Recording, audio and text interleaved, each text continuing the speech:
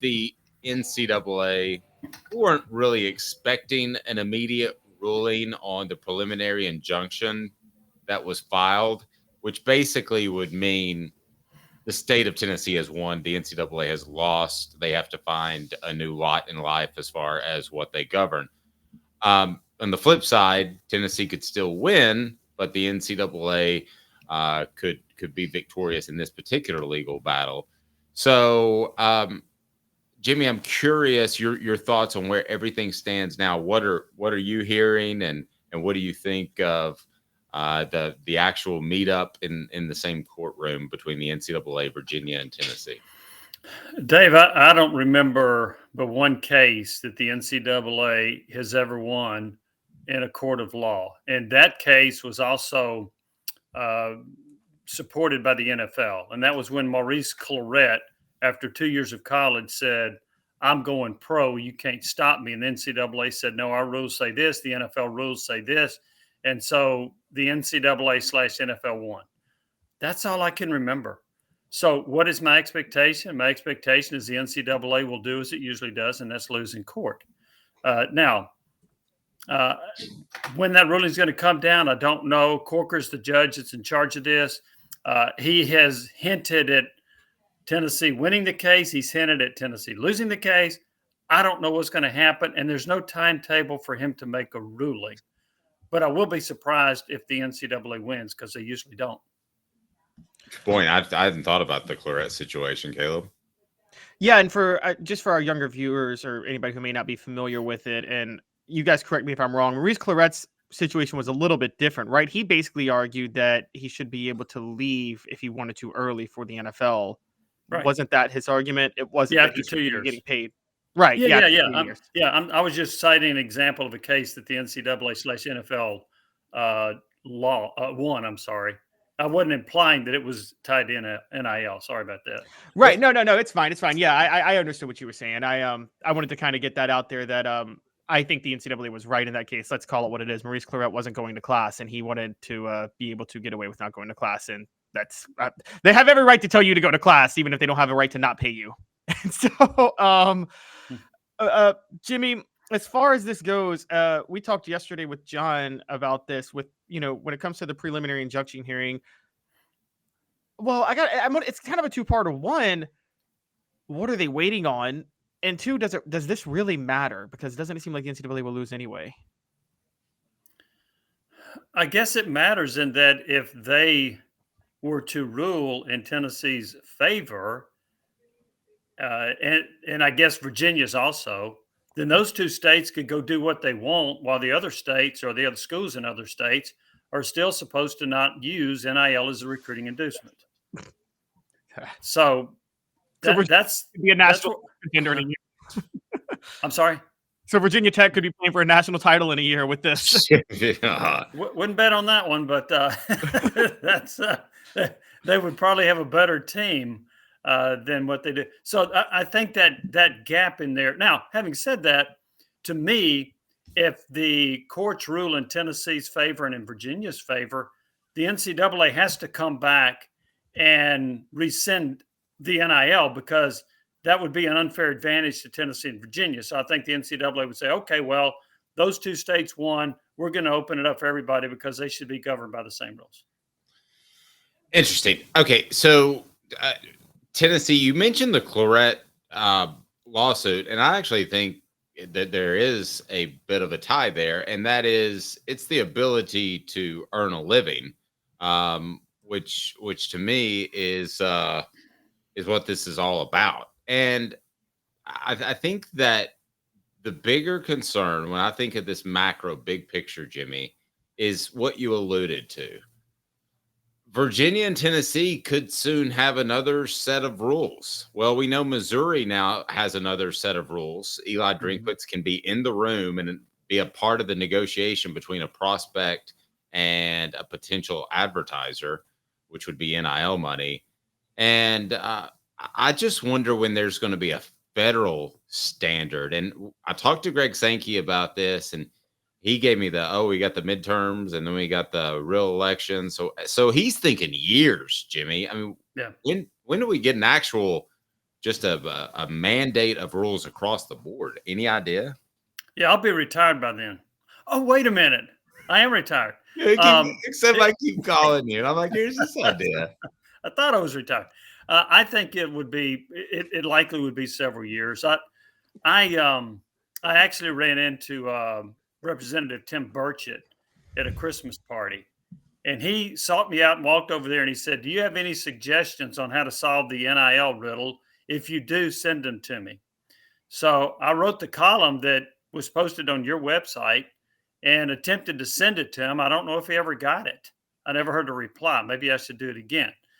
Not that they would adopt it, but I thought it was interesting that he would come over to me and say, "You got any suggestions?" Because I don't have a lot of faith in Congress resolving an issue. So we'll see where this one goes. And I don't know that there's an easy answer. My suggestions are not easy answers. Well, I don't know that there is one. We didn't have a chance to discuss that column. So go ahead and share your suggestions, what you would do if you were the czar of college football, because I don't think the commissioner of the NCAA means anything anymore. No, and I'm sure that they wouldn't adopt this, but the first thing would be that you put a salary cap on it. And I actually started with football because that's where most of the money's going. I put a salary cap of $25 million on it. I think you have to have some kind of a cap to administer this. There'd be a cap for football, a cap for basketball, and then a cap for the Olympic sports. Then I would look. Coaches' salaries are public unless you're at a private school. The NIL deals would be public. They would be, and then you cannot transfer after 1 year to school. Schools have spent thousands and thousands of dollars recruiting you, so you have to stick to a school for 2 years, and then you get one transfer as an undergrad, one transfer as a grad. That eliminates somebody being able to play at 5 schools in 5 years. Those are some of the suggestions I had. Caleb, I'm good with all those thoughts. All of those are feasible except the salary cap, because Jimmy, the problem is without Congress getting involved, that's going to get shut down by the courts immediately because it's another antitrust violation. Because the only way you could do a salary cap is if the players themselves were allowed to collectively bargain. That's correct. And unionize. And right. I don't know how, if they unionize at that point, then the players have to be guaranteed a minimum amount of money. And as you and I both know, as most of us here know, not every school can guarantee a minimum amount of money to players. Jimmy, let me ask you this. Do you think we'll get there where there is a collective bargaining agency, a union essentially, and then you will have the schools actually pay, which I do believe will be the case eventually. Mm-hmm. And does that have to happen to have a mega conference? Because right now you've got if you just pick 50 teams, which is the number I've been told, not everybody's on the same level playing field. How could you pick 50 when everybody has different laws in different states? Yeah, that is a problem.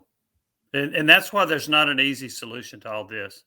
I will go back to one thing. I do want to ask y'all this, and y'all may know the answer to this. I do. If you are a Tennessee student, a football player at Tennessee, how much do you get cost of attendance, and how much do you get if you stay eligible? What is that combined number? Do you know? I've heard you use it before, so I'm not gonna throw mine out there. That would be cheating. Caleb? I have no idea whatsoever. It's over $13,000 in your pocket. That's not bad. Now, when you talk about collectively bargaining it, maybe they're saying, "Hey, we're giving you You get $5,666 for cost of attendance if you, for a student athlete at Tennessee, in particular football is what we're talking about. If for any athlete that stays eligible, they get over $8,000 just to stay eligible. That's the Austin rule. That's not chump change. Add that up over 4 years or 5 years. That's not bad. So I understand NIL, and I'm not necessarily opposed to it, but I am opposed to people saying these guys are not being compensated at all. That's not true, because they're getting a scholarship. They don't have any debt when they leave school. And also, if you multiply the numbers I just gave you times 5, that's about $75,000. That's not bad. especially when all of your meals are paid for. We're not talking about everything. Yeah, everything's paid for. We're not talking about coming out of college like the three of us did, and you got rent and everything else. I mean, 13,000 wouldn't be a lot then, but with everything paid for, you're right, it's not bad. So today's tough question brought to you by Andy Mason at AndyMasonRealEstate.com. The poll question is on our YouTube page, and I'll just ask Jimmy this. First, I want to tell you, Andy Mason, over 40 years of experience right here in Knoxville in East Tennessee. He's your realtor. He's your realtor that has the best prices and the best service. AndyMasonRealEstate.com. It's right below. Support our sponsors. That's why we're here. Jimmy, so the biggest concern for Tennessee fans should be the NCAA or losing coaches, which I'm going to transition into.